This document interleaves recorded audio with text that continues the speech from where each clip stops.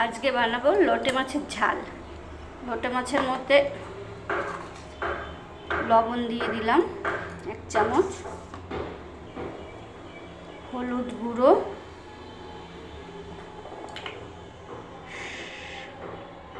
সামান্য একটু সর্ষের তেল, আর এই যে টক দই, এটা দিয়ে আমরা এখন মাখিয়ে নেব। এই দেখুন এটা মাখানো হয়ে গেছে। এবার আমি 2-4 মিনিটের জন্য একে রেখে দেবো, আলাদা রেখে দেবো। এবার আমি কড়াইতে সর্ষের তেল দিয়ে দেবো।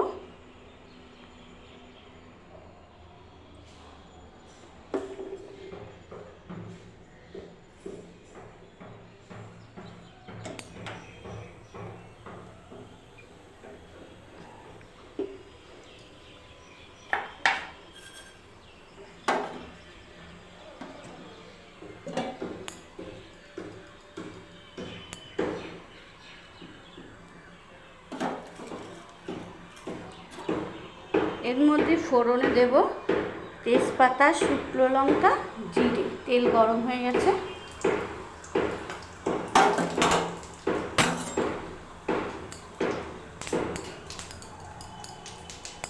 একটু নাড়াচাড়া দেব।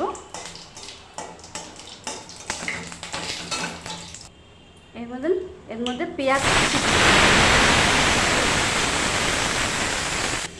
পেঁয়াজটা এবার ভালো করে ভেজে নেব।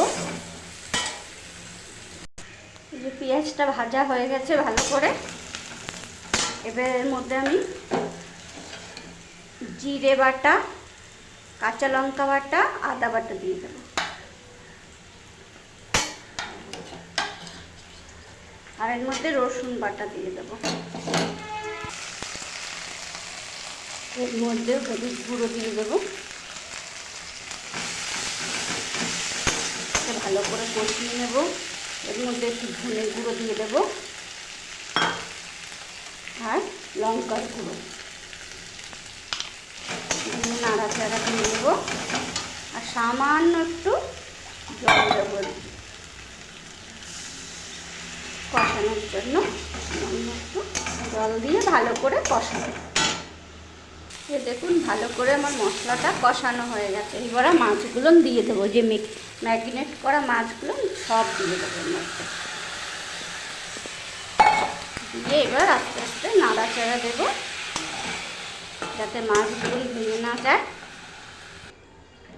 সামান্য একটু এর মধ্যে লবণ দিয়ে দেবো, কারণ এর মধ্যে আগে ম্যারিনেট করার সময় লবণ দিয়েছিল, এখন আর লবণ দেওয়া লাগবে না। এই দেখুন এইবারে আমার কিছুক্ষণের জন্য এটাকে ঢেকে দেব। এর মধ্যে সামান্য একটু গরম মশলা বাটা দিয়ে দেব।